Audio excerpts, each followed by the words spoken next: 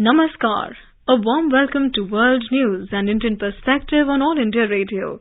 This is Saira Mujtaba, bringing glimpses of the major developments of the day from across the globe. Over the next half an hour, we shall bring you the latest from the world of politics, economy, sports, entertainment and more. The headlines. India's Prime Minister Narendra Modi says there is no dearth of political will to fight corruption in the country today. G20 Science Summit on Clean Energy for Greener Future begins at Agartala in Tripura. Manufacturing in India touches a 3-month high in March this year. King of Bhutan Jigme Khesar Namgyel Wangchuk arrives in India on a 3-day visit. Delhi court orders framing of charges against banned terror outfit Indian Mujahideen's co-founder Yasin Bhatkal and others for waging war against India. Crude oil prices rise after leading members of Organization of the Petroleum Exporting Countries cut production. And in IPL cricket, match between Lucknow Super Giants and Chennai Super Kings underway.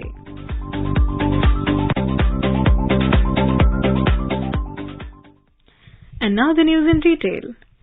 India's Prime Minister Narendra Modi has said that there is no dearth of political will to fight the battle against corruption in the country today. Inaugurating the Diamond Jubilee celebrations of the Central Bureau of Investigation, CBI, in New Delhi, the Prime Minister urged the investigation agency not to hesitate in taking action against corruption. जहां भ्रष्टाचार होता है वहां सबसे पहले युवाओं के सपने बलि चढ़ जाते हैं। एक विशेष इकोसिस्टम ही फलता फूलता है। भ्रष्टाचार प्रतिभा का सबसे बड़ा दुश्मन होता है और यहीं से भाई भतीजावाद, परिवारवाद पनपता रहता है और अपना शिकंजा मजबूत करता रहता है। जब भाई भतीजावाद और परिवारवाद बढ़ता है तो समाज का, राष्ट्र का सामर्थ्य कम होता जाता है. Mr. Modi said in the last 6 decades, the CBI has earned the recognition of a multi-dimensional and multidisciplinary investigation agency. He said through its functioning, efficiency and capabilities, the CBI has imbibed a sense of deep faith among the people towards it. On the occasion, the Prime Minister conferred the President's Police Medal to 18 officers of CBI for their distinguished service. He also gave away gold medals to 3 officers for Best Investigating Officers. The 2-day Science 20 conference under India's G20 presidency began at the Hafnia International Fairground in Agartala, Tripura on Monday. More than 60 delegates are participating in the science conclave titled Clean Energy for Greener Future as part of the G20 meetings. Principal Scientific Advisor to the Government of India, Ajay Sood, in his introductory address, flagged that the world is faced with unprecedented issues which require immediate action in order to save the future. He said that these issues cannot be postponed any further. Mr. Sood said that 3 sub-themes will be discussed in the conference, including the one pertaining to green hydrogen that has been catching the attention of countries world over. Nagaland is hosting the 4th and final B20 or Business 20 sessions organized in the Northeast as part of G20 Dialogue Forum for the global business community. Union Minister of State for External Affairs Dr. Rajkumar Ranjan will grace the B20 conference on the 5th of April to be held at the State Banquet Hall in Kohima. Briefing media persons, Chief Minister Neiphiu Rio said the meet will witness the convergence of 64 overseas delegates from 29 countries and diplomatic delegations which include 6 ambassadors from Costa Rica, Cuba, Ireland, Jamaica, Paraguay, and 1 deputy head of missions from Estonia and 2 consul generals from Costa Rica and Germany. He also said focused trade and business delegations from Bhutan, Bangladesh, Iceland, Japan and UAE will participate at the B20 program as well. India's Power Secretary Alok Kumar said that constructive and positive discussions were held on key issues related to energy transition in the ongoing 2nd Energy Transitions Working Group meeting under India's G20 presidency at Gandhinagar in Gujarat. The 3-day meeting began on Sunday. Addressing media on the 2nd day of the meeting, Mr. Kumar said that the meeting remained successful and the proposal put forward by India received the support of G20 countries. He said that India has set a target to achieve 50% cumulative electric power installed capacity from non-fossil fuel-based energy resources by 2030 and reducing emissions intensity of its GDP by 45% by 2030 from 2005 levels. India's Culture Minister G. Kishan Reddy has called for acknowledging the mutual historical, traditional and ancient links between India and Central Asia and to come together for further strengthening of cultural bonds. Hosting the first India-Central Asia Culture Ministers meeting virtually on Monday, Mr. Reddy also referred to the eternal teachings of non-violence preached by Buddha. He stated that shared Buddhist heritage is a cherished spiritual bond which needs to be further cultivated and propagated for harmonious relations.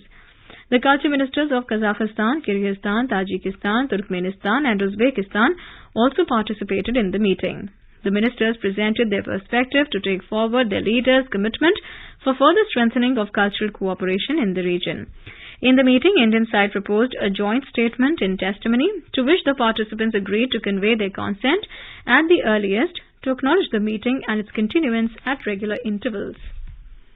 Culture Minister G. Kishan Reddy hosted the 20th session of Culture Ministers meeting of the Shanghai Cooperation Organization or SCO member states through video conferencing on Monday. The culture ministers of Kazakhstan, China, Kyrgyzstan, Pakistan, Russia, Tajikistan and Uzbekistan participated in the meeting. Speaking on the occasion, Mr. Reddy mentioned the historical and cultural linkages among SCO nations. He also launched a specially curated digital exhibition on shared Buddhist heritage of SCO countries. India's manufacturing PMI has hit a 3-month high in March amid demand resilience.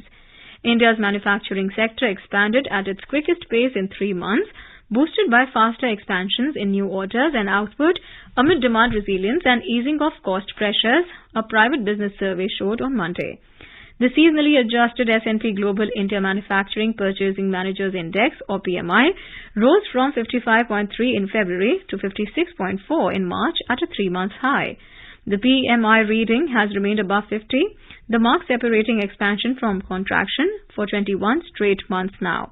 S&P Global said in a statement that India's manufacturing sector posted a remarkable performance at the end of the final fiscal quarter as growth of factory orders and production quickened to the strongest in 3 months.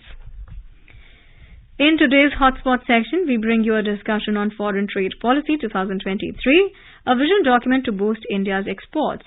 The participants are economic analyst A.K. Bhattacharya and AIR correspondent Anubha Rohatgi. India's Foreign Trade Policy, FTP, for the year 2023 has been announced by the government and it came into effect this April 1st, 2023. To discuss more about the new FTP, we have with us economic analyst A.K. Bhattacharya. Mr. Bhattacharya, welcome to the AIR. Thank you. India's foreign trade policy for 2023 was announced by Commerce Minister Piyush Goyal. Though our exports have been rising and in fact new records have been set, how important is this policy given the supply chain disruptions and slowdown in global trade due to various reasons? This policy is coming at a time when there are headwinds to India's merchandise goods exports. As a matter of fact, our merchandise goods exports growth has not kept the kind of pace which we saw last year. What has kept us going is the services exports, which is why if you take both the services as well as the goods exports, combine them together and you see that the growth is around 13-14%. But if you break them down, you will see that the services exports are growing by almost 30%, merchandise goods growing by only 8-9%. So therefore, this policy was needed at a time when there was a little bit of uncertainty over the global trade situation. 2, there was this uncertainty about what kind of trade policy should you have, because remember the last policy had expired on 2020 and it was being given an extension almost on an annual basis. Of course, there were COVID years in between, so that was number 2. And number 3, given the situation that apart from the global economic headwinds, the nature of the world economy has changed and therefore the new policy should recognize those new realities, the new thrust areas, and I think this policy tries to address all these areas. So what are some of the highlights of India's foreign trade policy that will boost domestic manufacturing, strengthen our export base and help create more entrepreneurs? Number 1, it focuses on an area which is e-commerce. Now, as you know that e-commerce is doing very well in this country, particularly in the post-COVID situation, using technology, using digital payment system, and we can use this e-commerce ability of conducting e-commerce in a far more efficient way for earning foreign exchange as well. There are a lot of foreign companies who are coming here, and they're e-commerce companies, and they're using local goods and produces and selling them to Indian customers. And this policy takes note of the fact that this is an area which can be exploited for helping India earn foreign exchange through merchandise goods to these e-commerce companies. So you will note that right now the e-commerce exports is around $2 to $3 billion per year. And now the government believes that this is an area where we can do much more exports, and the target for 2030 for e-commerce exports is almost around $300 billion. So now that's a big jump, and I think it implicit in this target setting is the government belief that e-commerce is an area that must be exploited. That's number one, which will create jobs, because e-commerce essentially means that you are procuring goods and various items from different parts of the country and then selling them abroad. Number two is that MSME sector is accounting for more than a third of India's exports. Now, this MSME sector has been given a special emphasis in this policy. The compliance costs for the mini, small and medium enterprises for exports have been brought down significantly. The application charges, the way you deal with various government agencies for undertaking exports have been simplified. So the hope is that MSME sector will be able to recover its exports dominance, which it had lost a little bit because of the post-COVID situation. And number two, the MSME sector is also largely in the small manufacturing areas. Now, manufacturing sector, as you would know, is also the sector that creates jobs, and jobs of a type that does not require the high-end education system produces. So it will be able to create jobs of a middle and the low end, and it will also address the concerns that we have about how do you make sure that economic growth also leads to more jobs.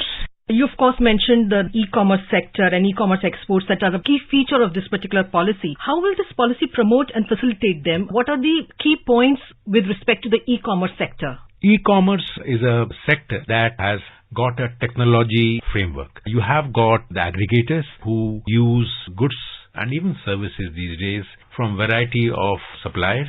Now, these suppliers either procure those goods or they manufacture it themselves, and then they sell it on a platform. Now, what happens is that when an e-commerce company undertakes these goods for domestic marketing, now the platform is simple and straightforward. But when it becomes international operations, there are many other, not complications, but policy challenges that come in. The Reserve Bank of India will come in, and how do you treat those exports through the e-commerce route? So therefore, this policy's reiteration that e-commerce would be a major thrust area, in my view, is an indication. One is the growing reality of e-commerce, and two, that the policies will be modified or changed to encourage exports from e-commerce companies. The MSMEs based in small towns and cities, and that is yet another feature of this policy, the extension of Towns of Export Excellence Scheme and Districts as Exports Hub initiative. Both these schemes aim to encourage exports from small towns and districts and cities. So to that end, it has added 4 towns to the existing 39 towns. How important is this scheme and these two initiatives to bring small towns and cities within the export ambit? They're very important because, as you would know, that there are 39 towns already which are called Towns for Export Excellence, and 4 more towns have been added. They will certainly provide more impetus to exports from these towns, and these towns are Faridabad, Mirzapur, Banaras and Moradabad. And as you can see that the earlier towns were Tirupur, Chennai, Jodhpur, Ahmedabad, Vadohi. Now, what happens is that exports look like an activity not just undertaken in the port towns. Exports are actually a product of the local towns, local districts. Now, apart from these towns, there is also focus on districts in this policy. And both the districts and the towns received a lot of focus and impetus in this policy. And my belief is that this policy can really galvanize these 43 towns of export excellence. It will not only help promote our exports, but also create more jobs at the local level, and that will be a big bonus in my view. Now, similarly, the target now 22-23, which ended on March 31st, is around $770 billion, both goods and services. Now, if this has to be raised to $2 trillion 7 years from now, it will require this kind of policy support and incentive. So therefore, I personally feel is this that widening the scope of the policy is very, very important and is a good move. Lately, the government's efforts to make the Indian rupee a global currency, we have seen this, and for this, changes have been made in this foreign trade policy to allow international trade settlement in Indian currency. How important is this in the present scenario? This is a very ambitious policy statement in my view. What the policy goal is that the Indian exporters right now use dollars, which is the hard currency, for both the exports as well as the imports. There have been occasions in the past, and many, many years ago, we used to have a rupee trade with Russia and the erstwhile Soviet Union countries and even East European countries. Now, there what used to happen, there used to be a rupee account which would be used for both import and export between the two countries. Now the new situation has arisen. There are some countries which are having problems with their hard currencies. So the Indian government is using this policy to send out signals to these countries which can probably use the rupee channel for making payments on their imports from India. Now this will require the collaboration of the central bank of both the countries. This will require the collaboration of the other agencies. So it's a statement of intent. It's a goal that has to be achieved, but the nitty-gritty of the policy will have to be worked out over time. In an interconnected world, how will the new Foreign Trade Policy 2023 help India expand its trade ties with the other leading world economies?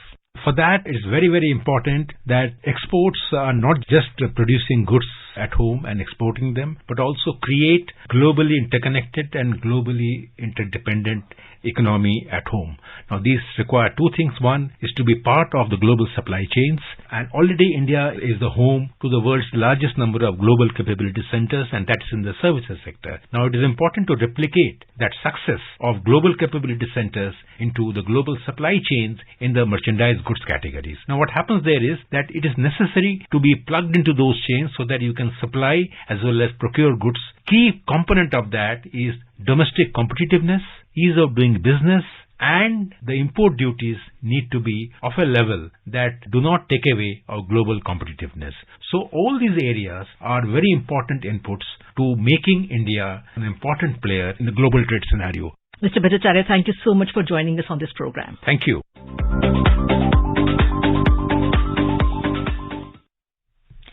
This is All India Radio giving you the world news. Welcome back. King of Bhutan, Jigme Khesar Namgyel Wangchuk has arrived in India on a 3-day visit. He was received by External Affairs Minister Dr. S. Jaishankar at the airport in New Delhi.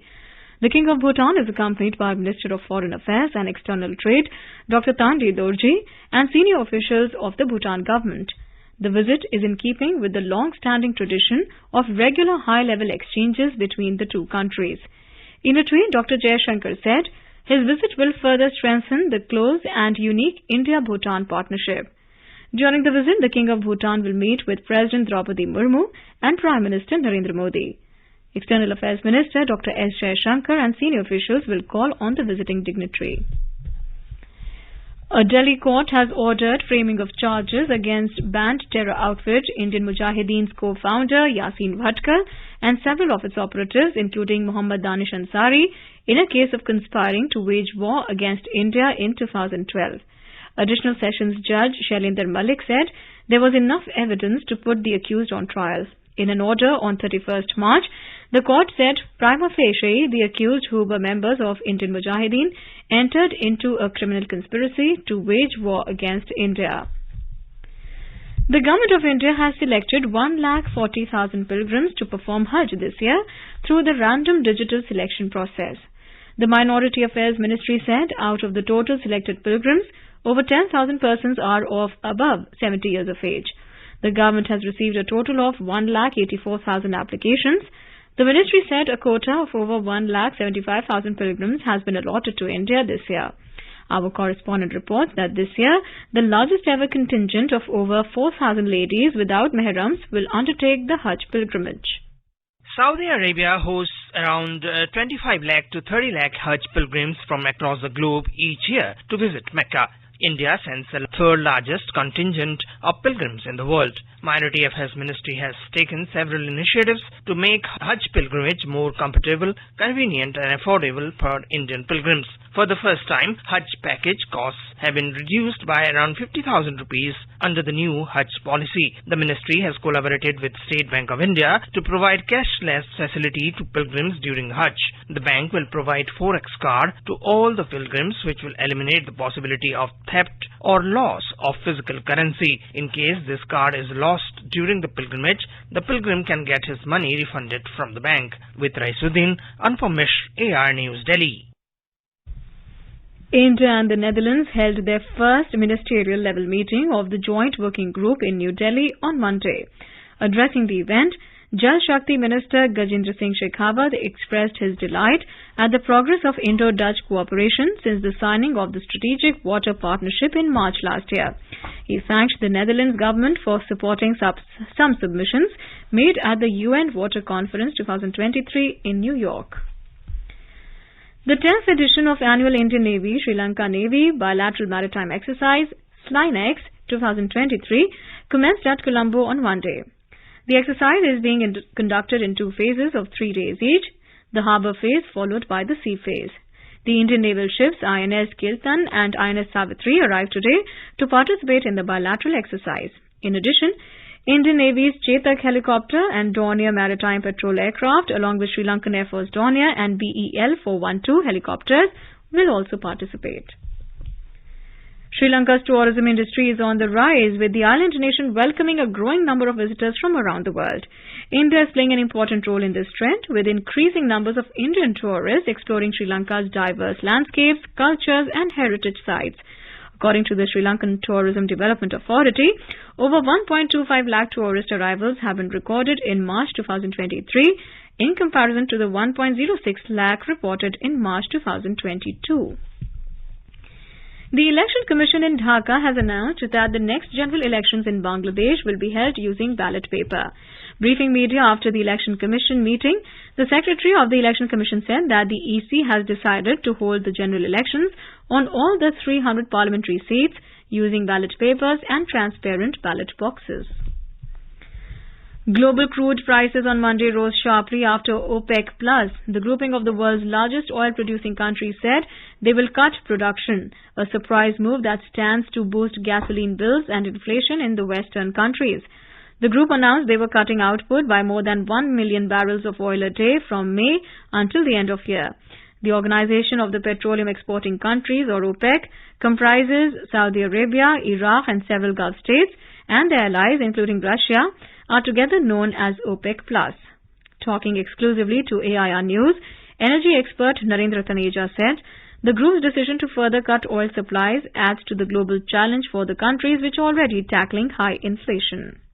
OPEC countries have decided to cut the production aimed at pushing the prices up, and because they think that the prices have been dipping below the level that they were comfortable with, that's the decision. And of course, when oil prices go up, it's a bad news for economies struggling with recession, and at the same time, large importing countries, which are for countries for whom crude oil is essential, very, very important. So overall, the news is not good for large energy consumers like India and China. In intraday trade, Brent crude was trading at around $84.48 per barrel, while West Texas Intermediate WTI crude price was at $80 per barrel. Key domestic stocks ended with marginal gains on Monday in the first trading session of the financial year 2023-24 amid positive global cues. Both benchmark indices swung between gains and losses in volatile trade, finally closing on a positive note. Fresh worries about inflation and the decision of OPEC and its allies to cut more oil production capped gains for benchmarks. A report from the business desk. The Sensex at the Bombay Stock Exchange rose 115 points or 0.19% to finish at 59,106, while Nifty at the National Stock Exchange gained 38 points or 0.22% to settle at 17,398. Most of the shares in Asian market ended with gains except South Korea's Kospi Index, which fell 0.2% as investors further digested key manufacturing data in the region. China's Shanghai Composite rose nearly 1%, while Hong Kong's Hang Seng closed almost flat. Japan's Nikkei 225 advanced 0.5% and Singapore's Straits Times surged 0.7%. European markets were also trading on firm footing in intraday trade. Back home, gold price at multi-commodity exchange for April contracts was trading at around 59,670 rupees per 10 grams. Silver was trading at around 72,579 rupees per kilogram for May contracts. In the forex market, the rupee closed at 82 rupees and 33 paise against the US dollar. This is Lalema Aneja Dang for World News, All India Radio. On to sports now. In IPL cricket, chasing a target of 218 runs, Lucknow Super Giants were 136 for 5 in 14 overs against Chennai Super Kings at the M.A. Chidambaram Stadium in Chennai when reports last came in. Earlier, CSK made 217 for 7 wickets in their stipulated 20 overs. For CSK, opener Rituraj Gaikwad hit a blistering knock of 57 runs off 31 balls, while Devon Conway made 47. Lucknow Super Giants won the toss and opted to field. India's top badminton players Saina Nehwal and Parupalli Kashyap will be in action at the Orleans Masters 2023, which will be held from Tuesday to Sunday in France. Two-time Olympic medalist PV Sindhu, who lost in the final of the Madrid Masters 2023 yesterday, and men's singles players Lakshya Sen, Kidambi Srikanth and HS Pranoy will skip the BWF Super 300 tournament. Saina Nehwal will look to start fresh after missing the German Open, All England Open, Swiss Open and the Madrid Spain Masters tournaments. The former world number one will open her campaign against a qualifier in the opening round. And now let's take a look at the major developments around the world as reported in the foreign press. The Guardian writes, France to draw up draft end-of-life bill after citizens back assisted dying. The Globe and Mail reports, Trump to fly to New York for court surrender amid tight security. The Financial Times writes, Russian forces claim to have captured center of Bakhmut. The Wall Street Journal reports Finland's Prime Minister Sanna Marin defeated an election ahead of NATO accession. The Straits Times reports Malaysia's plan for bank loans to be granted against retirement savings draws ire. And now a quick look at the headlines once again. India's Prime Minister Narendra Modi says there is no dearth of political will to fight corruption in the country today. G20 Science Summit on Clean Energy for Greener Future begins at Agartala in Tripura. Manufacturing in India touches a 3-month high in March this year. King of Bhutan Jigme Khesar Namgyal Wangchuk arrives in India on a 3-day visit. Delhi court orders framing of charges against banned terror outfit Indian Mujahideen's co-founder Yasin Bhatkal and others for waging war against India. Crude oil prices rise after leading members of Organization of the Petroleum Exporting Countries cut production. And in IPL cricket, match between Lucknow Super Giants and Chennai Super Kings underway. And now before we end, let us listen to Mahatma Gandhi's favorite bhajan, Vaishnav Jan, by artists from Guyana.